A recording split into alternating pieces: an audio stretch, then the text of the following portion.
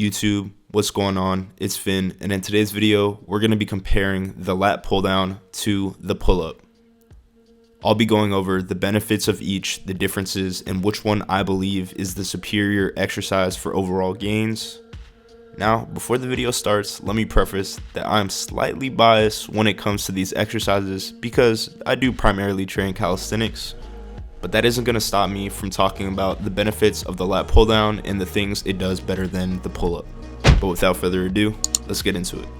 So the lat pull down is a weight exercise that primarily targets your lats, teres major, rhomboids, biceps, and rear delts. It is an extremely good exercise when it comes to building muscle in your back, and it can be overloaded simply by just changing the weight on the machine. Another great thing about the lat pull down, and one of the things it does better than the pull up, is it emphasizes your back a lot more due to the fact you are seated and anchored into the machine, so you don't have to rely on supporting muscle groups to perform it. There are multiple attachments you can use on a lat pull down and many different grips to choose from, whether that be pronated, neutral, or supinated grip. Just like the pull up, these different grips emphasize a different muscle group slightly more than the other. For example, pronated is the standard grip and it emphasizes all those muscle groups I mentioned previously. Neutral grip targets those same muscles just with more emphasis on the brachialis, and supinated grip puts more emphasis on the biceps. No matter the grip, lat pull downs will get you a great back pump and expect to see significant back gains. Okay, so moving on to the pull up. In my opinion, the king of back exercises. I'm biased, I love pull-ups. Matter of fact, I know that getting good at pull-ups and weighted pull-ups will increase your lat pull-down strength. With a pull-up, there is no external weight besides your body weight, unless you decide to do weighted, of course. So you're building relative strength, which is how strong you are in comparison to your body weight. The pull-up targets the same muscle groups as the lat pull-down, with some added muscle groups due to the stabilization required to perform one. This is one of the reasons I believe pull-ups are superior. One of those muscle groups is core. To perform a pull-up, of course, you need back strength, but you also need a lot more core and grip strength compared to a lat pull-down due to the fact you are moving your body through space.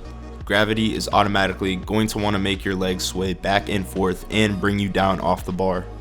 So to compensate for that, you're going to need a strong core as well as a strong grip.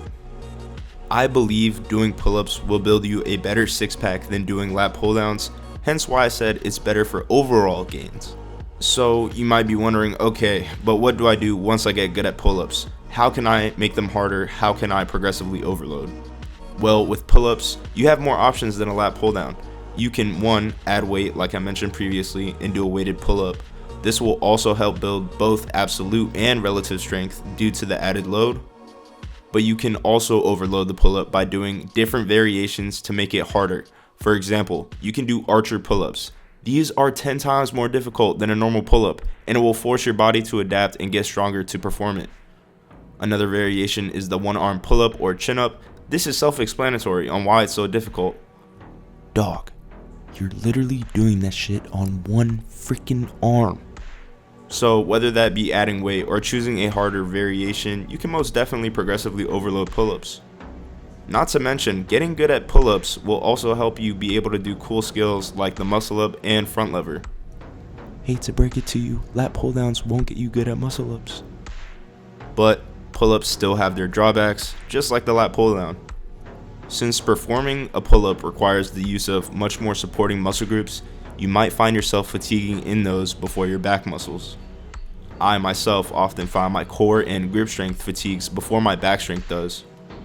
So even if I have more reps in the tank, those muscle groups prevent me from continuing. But overall, no matter which exercise you choose, both have their benefits, both are solid, and I think you should do both, to be honest. I personally like to start my pull days with bodyweight back exercises before performing weights, so I can just adjust the weight on the machines to push to that extra point of failure. But let me know what you think in the comments. Is one superior to the other? If so, which one? And if you believe both are good, let us know as well. I think calisthenics and gym bros need to find common ground because both forms of training are goated. Hybrid all day, baby. But that's pretty much it for the video. If you did enjoy, make sure to drop a like, subscribe if you're new to the channel, turn on those post notifications so you know every time I upload, and I'll see y'all in the next one.